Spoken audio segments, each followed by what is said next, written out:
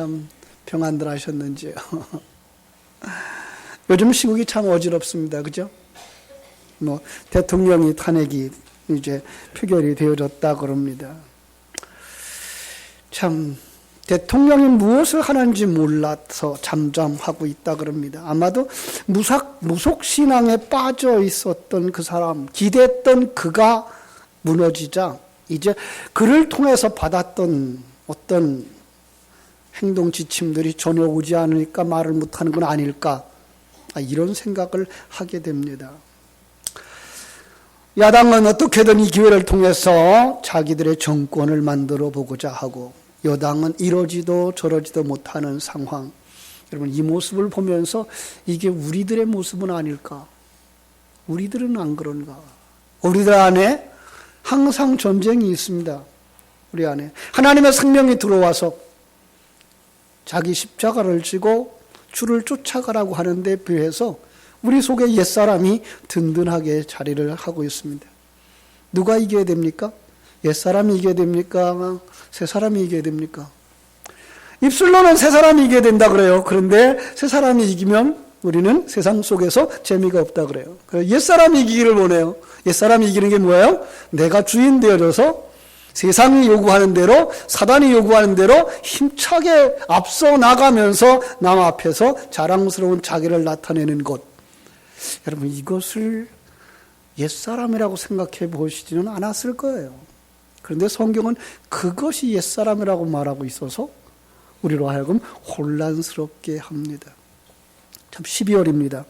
성탄절이 있고 또 한 해를 마무리하고 한 해를 내다보면서 계획을 수립해야 하는 이런 시점인데, 우리는 정말 이 현실을 정확하게 진단하면서 하나님이 제시하는 내일을 위해서 준비하고 있는지 한 번쯤 점검해 봤으면 좋겠습니다.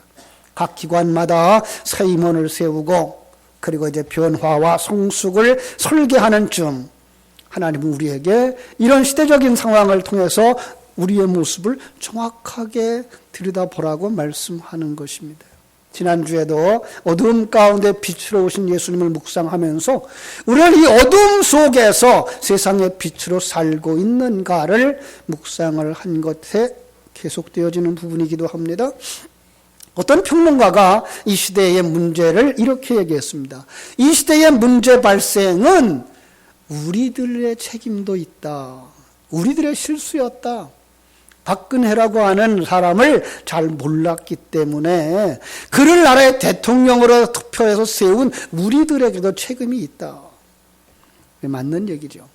이 백성들의 실수에 대한 자책과 하루빨리 이 사태가 수습되어졌으면 하는 열망을 정치권에서는 잘 받아들여서 어떻게 이 사태를 수습할 것인지, 그리고 수습한 다음에는 어떻게 이 나라를 다시 세워야 할 것인지를 심사숙고하지 않으면 안 될 것이다. 그러지 않으면 또 실수한다. 어제 저녁에 보니까 어떤 분이 그래요. 잘못하면 죽 쏘서 개 줄 수 있다고. 누가 죽을 쏘는 사람일까요? 누가 개일까요? 그것은 자기들이 생각한 대로겠죠. 그분의 말대로는 이 탄핵하는데 탄핵 이후에 어떻게 수습을 할 것인가, 전국이 이렇게 된 그 원인이 어디에 있는 것인지 깊이 생각을 해야 된다라는 얘기입니다. 우리의 모습입니다. 자, 오늘 우리는 잘 가고 있는가? 우리의 신앙생활은 잘 하고 있는가? 우리는 우리를 점검해 보지 않으면 우리도 똑같은 상황에 있으면서도 그 상황 속에 있는지조차 모르고 살아간다고 하는 얘기예요. 본문은 이사야서 9장은요, 유다 아하스 왕 시절에 북왕국 이스라엘과 아람 나라의 연합군이 이 유다를 침략해 두는 거예요. 예루살렘을 무너뜨리겠다는 거죠. 다윗 왕가를 패해버리겠다는 거죠. 물론 성공을 하지 못했어요. 그러나 예루살렘을 제외한 유다 전역을 이 연합군이 점령을 해버렸습니다. 이때의 아하스 왕은 하나님의 함께하심과 하나님의 인도하심과 하나님의 일하심을 보지 못하고 아수르를 의지해요. 자, 아수르를 의지해서 아람과 북왕국을 물리칩니다. 그런데 유다는 더 큰 위기를 당합니다. 아수르에게 먹혀버리는 것이죠. 여러분, 유다는 굉장히 큰 위기를 당한 것입니다. 이러지도 못하고 저러지도 못하는 이런 와중에 이사야가 설교를 합니다. 전능하신 하나님 임마누엘을 기억하라고. 자, 오늘 우리에게 주시는 말씀입니다. 우리 하나님께서 우리 이 시대에 이 땅에 있는 예수 그리스도의 사람들에게 전능하신 하나님이 우리와 함께하고 있다는 것을 기억하라고 말씀하십니다. 우리 한번 따라합시다. 전능하신 하나님이 우리와 함께하십니다. 예, 나하고 함께하시는 하나님은 전능하신 하나님입니다. 믿습니까? 우리는 너무 이기소침해 있어요. 너무 졸고 있어요. 눈도 못 뜨고 있어요. 지금 어떤 사람들은. 왜요? 세상 일이 바빠서 세상 다른 일 하다가 다른 데 힘 다 빠지고 예배 시간 나오면 졸고 있는 사람도 있더라고요. 아니요. 우리 신앙생활이 무엇이 중요하고 무엇이 덜 중요한 건지 우리는 다시 한번 점검해 봐야 됩니다. 이런 고통과 흑암의 자리에 소망이 있을까 없을까라는 거예요. 여러분, 이사야는 뭐라고 설명합니까? 유다도 이스라엘도 하나님의 말씀을 받아들이지 아니하면 하나님의 말씀은 봉함된다라는 거예요. 예. 이스라엘과 유다에게 미치는 흑암이라는 거예요. 전쟁과 패배, 포로의 그 환난과 흑암과 고통이라고 말씀하고 있는 것입니다. 이런 고통의 시간, 이런 흑암의 시기에 소망이 있을까요? 여기서 이제 이사야 선지자가 외칩니다. 소망이 있다는 거예요. 소망이 있다는 거예요. 다시 태어날, 이 땅에 태어날 임마누엘의 아기를 통해서. 이것이 오늘 본문입니다. 여러분, 이사야 시대에만 이렇게 어두운 것은 아니었습니다. 정말 오늘 이사야가 말했던 그 한 아기가 태어나던 그 시대에도 이러한 혼란은 야기되어져 있었습니다. 이스라엘을 다스리는 분봉왕 헤롯이 사람들에게 참 미움을 많이 받습니다. 왜냐하면 그가 자기의 배다른 동생의 아내를 데려오기 때문에 그렇습니다. 그게 누군가 하면 헤로디아입니다. 이 헤로디아는 이 헤롯 대왕의 둘째 부인이 낳은 딸 아리스토블루스가 낳은 딸이에요. 그러니까 손자죠. 위에서 그 손녀예요. 그죠? 미모가 아름답고 지략이 있고 정치적 야망이 있었습니다. 그래서 할아버지의 사랑을 받는 빌립 2세와 결혼을 하면 이건 다섯째 부인이 낳은 아들이에요. 빌립 2세와 결혼을 하면 그가 분명히 왕이 될 거라고 생각을 했는데 이 빌립 2세가 정치적 야망이 없어요.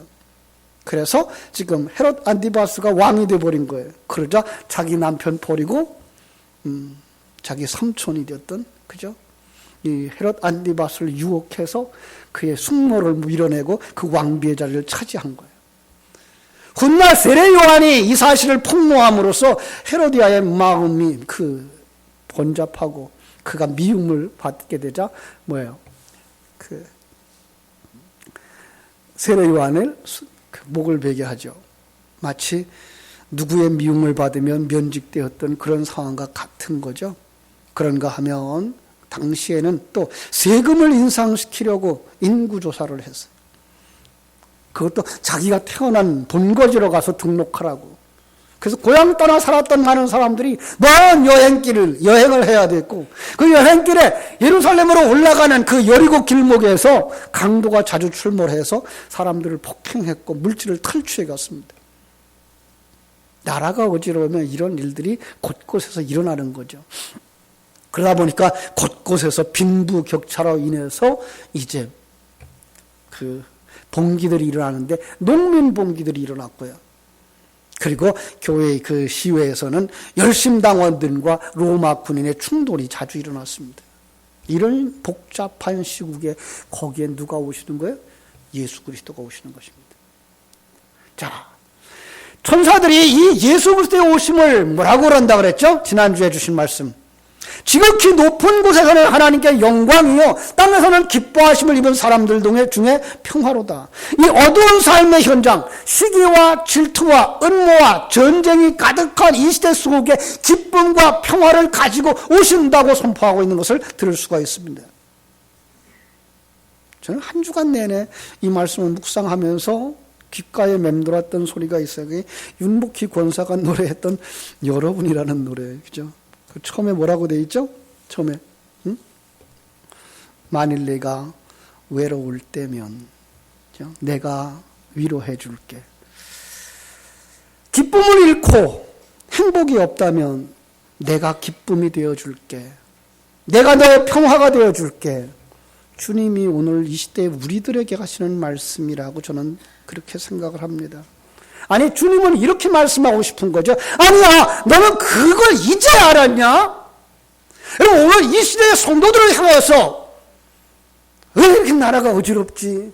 왜 이렇게 죄가 관영하지? 라고 말할 때에 우리 하나님은 하시고 싶은 말씀, 야, 넌 이제 알았냐? 이 세상은 그런 곳이야. 이 세상의 이 전쟁터는 바로 내 마음 속에 있는 그림이야 라고 말씀하시는 것이죠. 우리 속에 옛사람과 새사람이 항상 전쟁을 하고 있어요. 여러분, 한 주간 동안 누가 이겼습니까? 여러분 속에 새사람이 이겼을까요? 옛사람이 이겼을까요? 여러분의 관심이 세상 것에 있었다면 여러분은 옛사람이 이긴 겁니다. 여러분은 정말로 그 속에서 하나님이 나와 함께 하시기 때문에 이런 상황을 통해서도 하나님은 자기 백성을 만들고 있는 거야 라는 믿음이 있어서 흔들리지 않았다면 여러분은 새 사람이 이긴 사람입니다. 아직도 여러분 속에 그런 평안함이 없다면, 혹 아직도 여러분 속에 예수의 생명이 없는 것은 아닐까 점검해 봐야 됩니다. 굉장히 중요한 것입니다. 우리들의 신앙이 하나님의 사랑으로 변해지고 하나님의 사랑으로 온전해지는 것은 그렇게 쉽지가 않습니다. 너무 쉽게 우리는 나 예수 믿어요, 나 교회 왔어요, 나 하나님의 자녀예요, 나 예배 드렸어요, 이렇게 해서 하나님의 자녀가 되어졌다고 생각하고 구원받았다고 생각하고 있는데, 여러분, 이것은 너무나 오해입니다. 정말로 거듭났다면 이 하나님의 생명이 내 속에 있어야 됩니다. 지난주의 말씀처럼 빛으로 오신 그분에 의해서 우리가 이 세상을 가슴에 품을 수 있어야 됩니다. 지난주에 그랬어요. 설교하면서 눈을 감아보라고. 역사가 이렇게 손안에 들어오는 것이 보이느냐고. 우주가 이렇게 손안에 들어오는 것이 보이느냐고. 당신의 일생이 이렇게 짧고 여기에 보이느냐고. 예. 그것을 보지 못하고 있다면 우리는 세상 사람들과 다를 바가 없는, 하나님의 생명을 가지지 못하고 하나님이 주신 그 눈을 열지 못하고 있는 자일지도 모른다고 말씀을 했습니다. 예수님 어디 계시나요? 우리는 말은 잘해요. 예수님 내 안에 계셔요. 네, 그것이 사실이기를 진실로 주님의 이름으로 축원합니다. 여러분 속에 예수가 있다면 여러분 그 안목이 있어야 돼요. 그게 신령한 눈이 열려진 사람이고 그게 거듭난 사람이에요. 하나님으로부터 난 자예요. 그것이 없다면 우리는 다시 한 번쯤 생각해 봐요. 우리 무엇이 문제인가? 무엇이 문제인가? 왜 여기서 잡음이 나는가? 그죠?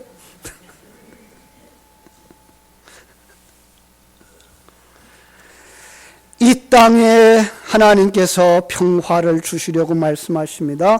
이것이 바로 샬롬이라는 말입니다. 이 말은 전쟁이 없는 상태를 가리키는 말이고 풍부하다는 의미를 가지고 있어요. 그래서 이스라엘 백성들은 이 샬롬이라는 말을 농사가 잘 되고 수확이 풍성할 때에 샬롬이라고 생각했고, 목축이 잘 되어서 소떼가 양떼가 우리 안에 가득한 것도 샬롬이라고 생각했고, 무역이 잘 되고 도시가 번창할 때에도 샬롬이라고 생각했습니다. 그리고 그것이 이 땅에서 정말로 아름답게 이루어지기를 간절히 원했던 시대가 있었던 것을 우리가 알 수 있습니다. 그래서 메시아가 올 때에 이런 말을 쓴 거예요. 하늘에는 영광, 땅에서는 평화. 그 말이 뭐예요? 샬롬이라는 말이죠. 이스라엘 백성들이 정말로 그 고대했던 풍성한 날, 전쟁이 없는 천국의 도래를 선언하는 복된 소식이었어요. 그런데 이 샬롬 속에는요, 그거보다 더 놀라운 비밀이 담겨져 있는데, 하나님께서 바로 우리를 원수되었던 자리에서 중보자의 그 사역으로 말미암아 등을 지고 있던 사람이 돌아서서 끌어안고 한 몸이 되어져 떨어지지 않는 상태가 샬롬이다 그랬어요. 그러나 샬롬이라고 하는 말, 평화라고 하는 말, 평안이라고 하는 말은 우리가 생각하는 전쟁이 없고 태평성대한 시대가 아니라 그보다 더 중요한 거 뭐예요? 우리가 하나님과 원수되었던 자인데 이제 예수 그리스도의 사역으로 말미암아서 이제는 뭐가 됐어요? 서로 돌아서서 한 몸이 되어졌어요. 어느 정도로? 제가 얘기했어요.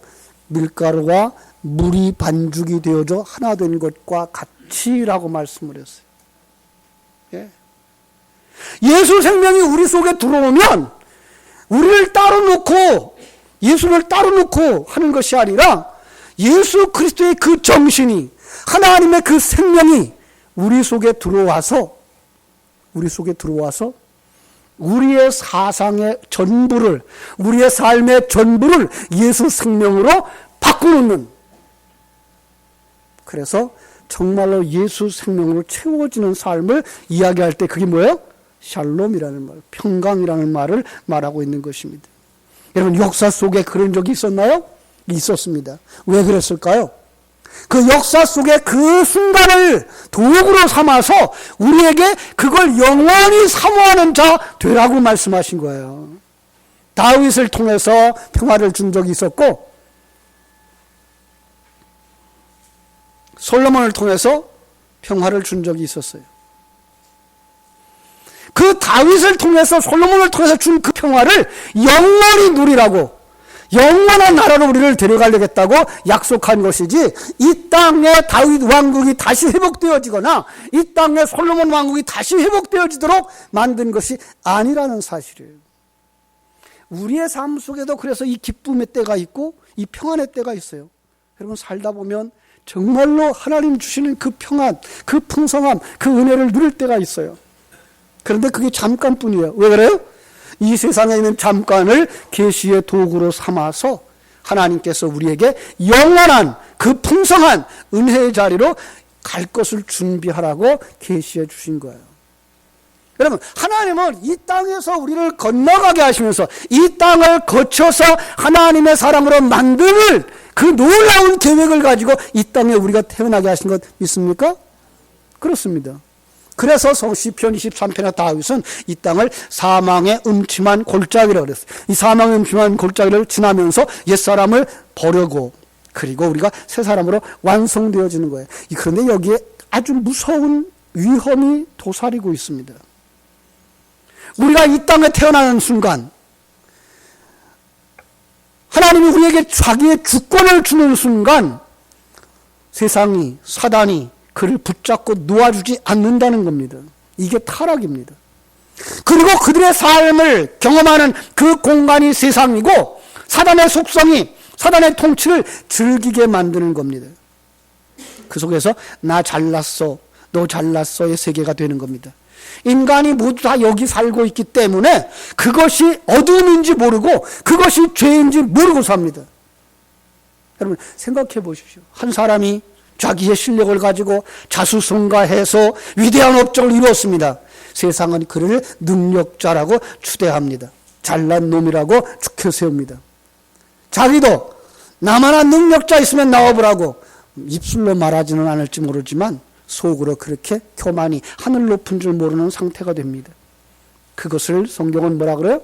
타락이라고 말합니다. 그가 풍성하고 융성한 나라를 세우고 있을지라도 그걸 타락이라고 말하고 있는 것을 우리는 볼 수 있어야 됩니다. 우리는 참 눈이 참 거기에 안 열려 있어요. 그래서 이 세상이 아무 싸움도 없이 사업이 발전하고 먹고 살고 배부르면 이게가 행복한 나라라고 생각하고 있어요. 하나님께서는 그것을 진정하게 평가하지 않습니다. 그 속에서 자기가 얼마나 연약한 자이며 죄인인가를 깨달아 알지 못하고 하나님의 하나님 되심을 인정하지 못한다면 그들의 그 큰 나라를, 그들의 그 큰 업적을 인정하지 않습니다. 그게 마태복음 7장 22절로 23절의 말씀이었어요. 뭐라고 말씀하신다고요? 내가 주의 이름으로 선지자로 되고 주의 이름으로 큰 일을 행했습니다. 주님께서 난 내가 누구인지 몰라. 네가 무슨 말 하는지 몰라. 왜 그렇습니까? 하나님이 일하시는, 하나님이 기억하시는 그 일이란 하나님의 생명에 의하여서, 아, 이게 하나님이 일하시는 거구나. 하나님이 주신 능력이구나. 하나님이 여기서 나를 통하여 하나님의 일하심이 나타나는 거구나를 깨달아 아는 사람의 그 일이라는 거예요. 그래서 마태복음 25장에 가면은 염소와 양을 구분하면서 그 염소들을 향하여서 그렇게 말해요. 너희들은 내가 줄일 때 먹을 것을 주지 아니했고 목마를 때 마실 걸 주지 아니하였고 나그네 될 때 영접하지 아니했고 헐벗은 것이나 병든 것이나 옥에 갇힌 것을 돌아보고 공양하지 아니했다. 그들이 말해요. 언제요? 우리 했다는 거예요. 주님은 뭐라고 말씀하시죠? 이 지극히 작은 자 하나에게 하지 아니한 것. 여러분 여기서 이 지극히 작은 자는 누굴까요? 하나님의 백성이에요. 그가 굶주리다. 여러분 그가 굶주리면 뭘 줘야 됩니까? 영의 양식을 줘야 되는 거예요. 근데 영의 양식을 주지 아니하고 육신의 양식만 가져다 주면 하나님은 그걸 일했다고 보지 않는 거예요. 헐벗은 자에게 뭘 줘야 됩니까? 겨울이 왔어요. 추워요. 어떻게 해야 돼요? 두툼한 옷이라도 갖다 줘야 돼요. 주님께서 원하시는 것은 그에게 의의 세마포옷을 입혀서 하나님의 사람으로 세우는 것이지 그냥 두툼한 옷만 가져다 주면 그것은 하나님은 일하지 않았다라고 본다는 거예요. 사랑하는 여러분, 그렇다고 해서 여러분들이 정말 헐벗은 사람에게 빵 하나를 주고 정말로 추워 떨고 있는 사람에게 연탄 한 장을 전해주는 것들을 금하자라고 하는 말은 아니에요. 마땅히 해야 되죠. 그러나 하나님의 사람들만 할 수 있는 구제 무엇입니까? 예수 생명을 가져가서 그에게 아버지를 소개해주고 그에게 신랑을 소개해주고 그에게 의의 세마포옷을 두툼한 세마포옷을 입혀줄 수 있는 사람, 그가 양이라는 거예요. 그가 하나님이 인정하는 하나님의 사람이라는 거예요. 주님께서 원하시는 것은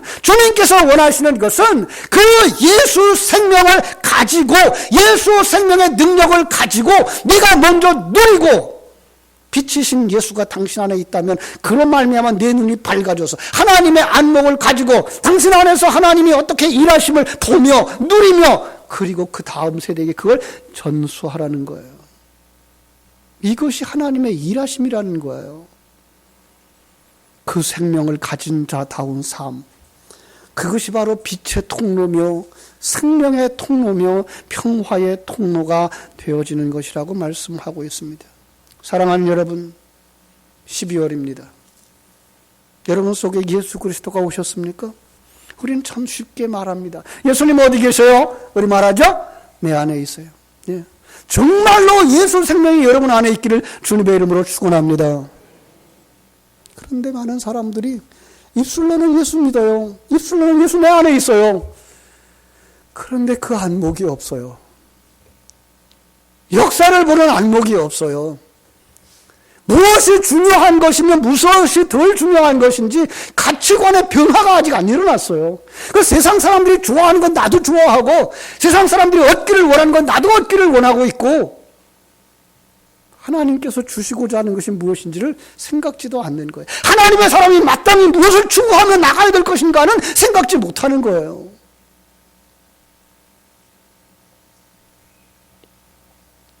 여러분, 하나님께서 여러분들을 왜 구원하셨고 왜 부르셨고 왜 세워주셨습니까? 여러분들을 통해서 다음 세대에게, 여러분들을 통해서 내 자녀들에게 그 생명 전해주시려고, 그 은혜 전해주시려고, 그들 속에 예수 생명으로 채워주시려고, 축복의 통로를 삼으시려고 여러분들을 부르시고 세워주신 줄 믿습니다. 그럼 무엇이 본업입니까? 우리는 주님 앞에 나오는 것이 본업이어야 됩니다. 주님께서 내게 주신 그 사명이 본업이 되어줘야 됩니다. 그런데 세상의 일 때문에 하나님의 일을 접어두겠다고 말합니다. 세상의 것이 바빠서 하나님의 일을 못하겠다고 말합니다. 무엇이 중요한 것인지를 아직도 가치관이 변화되지 않은 것은 아닐까요? 안타깝습니다. 그러니까 오늘 예수 믿는다고 말하지만은 세상 속에 나가서 세상 사람들과 다름이 없는 가치관을 가지고 살아가는 것입니다. 여러분, 우리는 정말 힘든 인생을 살게 되어져 있습니다. 왜냐하면 세상 속에서도 하나님이 나를 거기에 세워주셨다면, 하나님이 나에게 이 은사를 주셨고 이 기회를 주셨다면 그것 가지고 최선의 삶을 살아야 됩니다. 그거 안 하면 안 됩니다. 그러나 더 중요한 것은 그 최선의 삶을 살기 위하여 우리 속에 예수 생명으로 채우셔야 됩니다. 예수의 능력으로 채우셔야 됩니다. 하나님의 뜻으로 충만되어져야 됩니다. 그리고 그걸 기뻐하는 사람이 되어져야 됩니다. 그래서 어렵습니다. 세상에 지금까지 우리가 살고 있었던 것처럼 그냥 예수만 믿으면 세상 일이 잘 된다고 생각을 해왔습니다. 아닙니다. 예수 믿기 때문에 우리는 손해를 감수할 수 있어야 됩니다. 예수 믿기 때문에 내가 마땅히 얻어야 될 것을 손해를 볼 수도 있어야 됩니다. 왜요?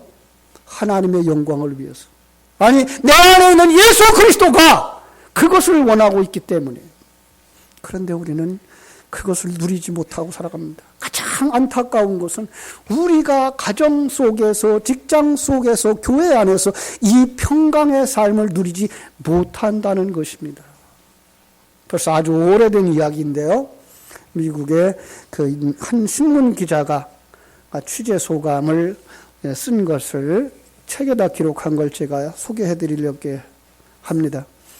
성탄절을 앞두고 그 기자는 뉴욕시에서 가장 위험하다는 서부 브롱스 동네의 성탄절 풍경을 취재하기 위해서 들어갑니다. 빈 집들이 있습니다. 막 폐허가 되어진 동네처럼 벽에다가 낙서투성입니다. 그리고 그 동네에는 이 거친 아이들이 들끓고 술을 취해서 비틀거리는 아이들이 대낮에도, 그리고 마약의 중독자들이 있습니다. 대낮에 행인이 지나가다가 털렸다는 얘기가 자주 들리는 그 무서운 거리. 과연 이 거리에 성탄절이 있을까? 그는 그 거리로 들어갑니다. 그런데 어느 허름 한 집 앞에 다다르자 계단을 깨끗하게 쓸고 있는 할아버지를 만날 수 있었습니다.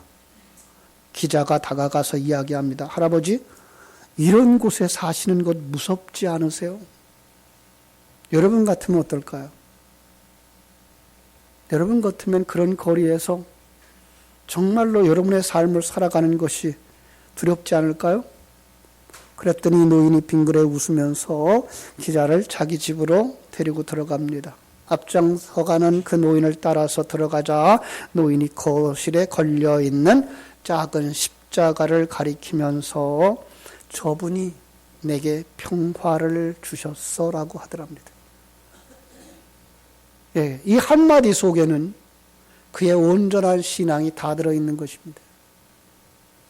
거기에는 그분은 전능하신 하나님이라고 하는 신앙 고백과 하나님의 인생을 지배하고 다스린다는 생각과 인간의 생사화복을 그분이 우리에게 주신다는 사실을, 나를 태어나게 하시고 나를 만들어 가시고 나를 완성시켜 가시는 분이 그분이라는 사실을, 그리고 그분이 지금 나와 함께 하고 있다는 사실을 다 담고 있는 그 말입니다.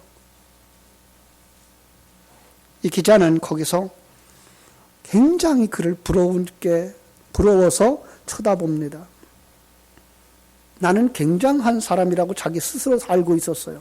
자기는 인류신문사에서 많은 월급을 받고 부자 사람들이 살고 있는 맨하탄의 부자 동네에서 친구들이 나를 다 부러워하고 온다고 살고 있었는데, 그래서 나는 부러워할 사람이 없다고 생각을 했는데, 이 험한 동네, 어두움의 동네에 들어왔을 때에 그 속에서도 평화를 누리는 노인을 보고 그 할아버지가 무엇이기에, 그 할아버지에게 평화를 주시는 그 십자가가 무엇이기에 라고 그는 질문을 하게 되었다라고 말합니다. 그 할아버지는 이 신문 기자에게 평화의 통로가 되어준 것입니다. 그렇습니다. 사랑하는 여러분, 오늘 우리 하나님은 우리를 왜 부르십니까? 아브라함을 왜 부르셨습니까? 본토 친척 아비집을 떠나 내가 네게 지시하는 땅으로 가라고. 너를 축복하는 자에 내가 축복하고 너를 저주하는 자에게 내가 저주하겠다고. 내가 너를 복의 근원, 축복의 통로가 되게 하겠다고. 여러분, 이건 아브라함에게만 국한된 이야기가 아니라 모든 성도들에게 국한된 이야기입니다. 오늘 성도들은 주님을 따라가면서 받은 그 경험 속에서 그 놀라운 축복을 받아 먼저 누리는 자들이 되셔야 됩니다. 그리고 여러분들이 그 축복을 누리는 자 되어졌으면 이제 그것을 통해서 흘려줘야 됩니다. 축복의 통로들이 되셔서. 여러분, 우리는 평화의 사자들입니다. 정말로 주님께서 주시는 그 평화, 이제는 하나님과 하나 되어져서 절대로 헤어질 수 없고 떨어질 수 없는 그 평강의 삶을 가정 속에서 흘려내야 됩니다. 예. 이 젊은 사람들은 이걸 잘 할 수 없어요. 왜요? 자기 욕망이 있어요. 자기 계획이 있어요. 예, 자기 꿈이 있어요. 하나님은 그래서 허락하십니다. 탕자가 아버지 집을 떠나는 것을 허락했던 것처럼 허락합니다. 그런데 그 허락하고도 흔들리지 않는 아버지의 그 믿음, 그가 아들을 돌아오게 하는 겁니다. 그가 젊은 사람들을 곁길로 갔다가도 돌아오게 하는 겁니다. 그가 죄악에 빠졌다가도 다시 돌아오게 하는 것은 흔들림이 없는 부모님의 그 신앙, 그 평안, 그 생명입니다. 오늘 우리에게 바로 이 평화를 주시기 위해서 예수님이 오셨습니다. 지난 주일에 오후 시간 예배를 참석하신 분들은 들으셨을 테지만 예수님이 태어나서 어디에 앉혀졌어요? 어디에? 구유에. 예. 구유가 뭐죠? 예, 짐승의 먹이통. 여러분, 왜 예수가 짐승의 먹이통에 들어가 있습니까? 짐승된 우리 보고 먹으라는 거죠. 예. 여러분, 우리는 그 짐승들, 우리는 그 예수의 살과 피를 먹은 사람들 아닌가요? 그렇습니다. 우리는 예수님을 먹은 사람들입니다. 성찬을 통해서, 아니 설교를 통해서 그 진리의 말씀을 받은 자들입니다. 이제 예수가 내 안에 계십니다. 예수 앞에 왔던 왕들의 박사들이 가지고 왔던 선물, 그 속에서는 황금과 유향과 물약이 있었어요. 많은 이야기를 했습니다마는 또 다른 각도에서 보면 그것은 예수님은 왕이십니다. 예수님은 선지자입니다. 예수님은 제사장입니다라는 표현입니다. 우리 안에서 예수님이 왕 되셔 있습니까? 그 사람이 예수님을 모신 사람입니다. 우리 안에서 예수님이 선지자가 되어서 그 말씀을 배우고 그 말씀을 따르고 있습니까? 그렇다면 그 사람이 예수님을 모신 사람입니다. 예수님으로 말미암아 하나님과 하나 되셨습니까? 그 사람만 예수님을 제사장으로 모신 사람입니다. 그 사람이 주님과 함께하는 삶, 그리고 주어진 삶의 현장 속에서 자기의 역할을 충성스럽게 감당하는 삶, 그 삶이 평화의 사도인 것입니다. 사랑하는 여러분, 우리가 이 마지막 시대에 세상을 어떻게 변화되고 하나님은 그걸 통해서 우리를 만들고 계시다는 사실을 깨달아 알고 이 브롱스 거리에서 평강을 누렸던 그 할아버지처럼 우리가 머무는 그 환경 속에서 평화를 누리고 하나님을 마음껏 찬송하고 하나님의 일하심을 기뻐할 수 있는 이 마지막 시대 평화의 사도들이 다 되시기를 주님의 이름으로 축원합니다. 기도하겠습니다. 하나님 우리 아버지 크신 은혜와 사랑을 감사하옵고 감사합니다. 이스라엘 나라가 외부의 침략을 받아서 쓰러져 가고 있을 때, 소망이 없어 보일 때, 아니 예수님이 오실 때에 세상은 싸우고 그리고 자기의 이익을 위하여 남을 해하고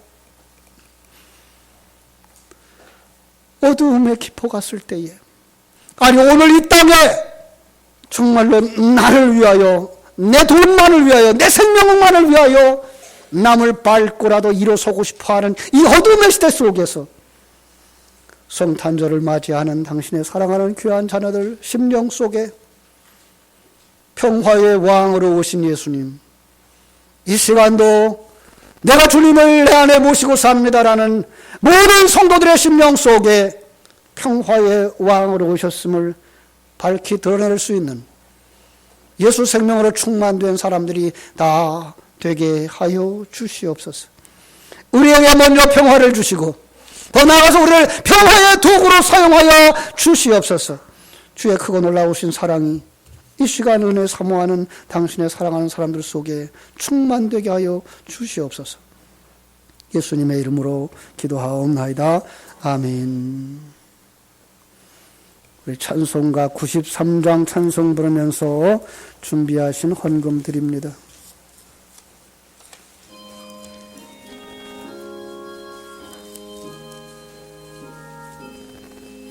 예수는 나의 힘이요 내 생명된